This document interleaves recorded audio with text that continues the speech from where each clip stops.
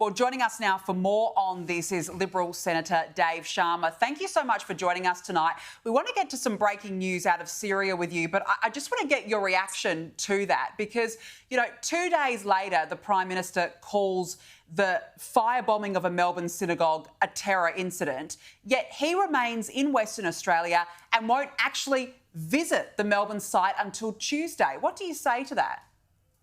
I think it's been a fundamental failure of leadership by this Prime Minister, and it continues a pattern that dates back now 14 months till the 7th of October. This Prime Minister has been too slow, too equivocal, too lacking in resolve, and I think failing to appreciate the seriousness of the situation we face right now in Australia. And his latest response to this, especially passing it off as business as usual, as he seemed to do in his opening remarks, I think deeply misunderstands the profundity of the challenge to Australia's multicultural society, the ability of people of different faiths to live together. These sorts of attacks, it's got all the hallmarks of a terrorist attack. It should have been treated as such from the very get-go, and the Prime Minister should have used that terminology from the very start. But instead, we've had this continual attempts to downplay, diminish, create a false equivalence with other forms of religiously based hate. It's just been terrible throughout.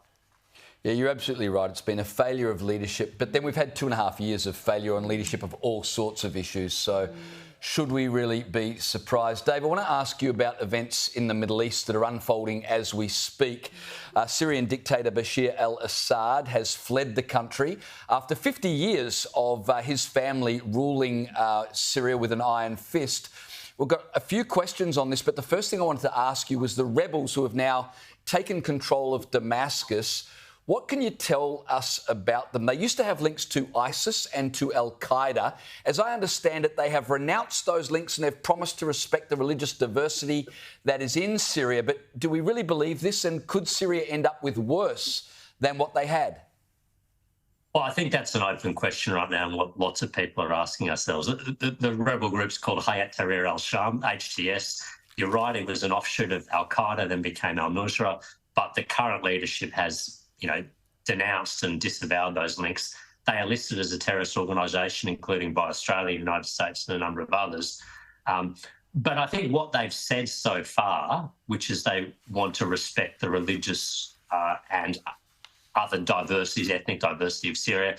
The fact that one of their first acts in Damascus was to open Sednaya prison, a horrible torture chamber that the regime used to torture political opponents and prisoners.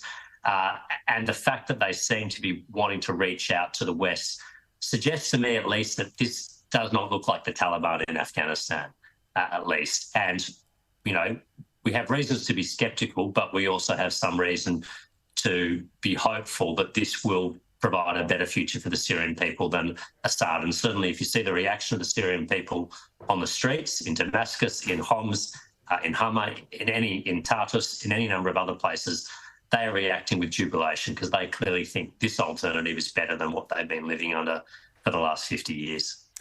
Dave Sharma, how is this going to impact Israel now? There are reports that Israel is already amassing troops on the Syrian border. How do you see this unfolding?